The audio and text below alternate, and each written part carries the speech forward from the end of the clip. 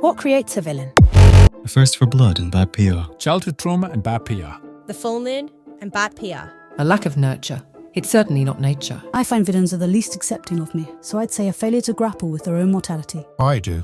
What creates a villain? Villains always seem to look at the world and correctly identify there's a lot wrong with it, but then come to the baffling conclusion that the solution is to make it even worse. But the kind of people for whom the curtains are blue because the author said so, of all the possible worlds we could create, that is the most interesting one they can conceive of. They can imagine destroying the world by not improving it. But we built this place and we can build a better one.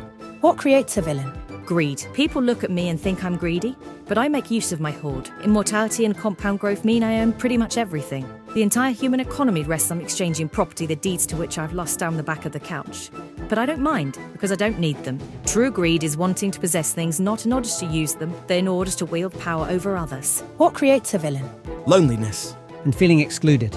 Obviously, most people who feel like that don't become villains. But without community, there's no one to pull you back if you start heading down a bad path. That's why we're such a good dog. We keep each other company. And call each other out. What creates a villain? When I say society creates villains, I don't mean to dismiss personal responsibility. Society fails lots of people, and the vast majority don't become evil. But if we as a community want to reduce the number of villains, one of the most important things we can do is to ensure we look after all our members. My research suggests feelings are created by greed, loneliness, society, and poor imagination. But none of those things seem to apply to the Elder Jackson. All of those things do play a role in this story. He isn't greedy for anything because what he wants is nothing. He wasn't created by society, but rather his imagination created it. And it is this creation that has caused his eternal loneliness. I don't understand. In the beginning, there was nothing. Shortly after the beginning, nothing got lonely and did what everyone does when they want a friend but don't actually want to talk to anyone. Nothing got a dog. As besides the dog was only nothing, the dog's thoughts became everything, and he fought a lot.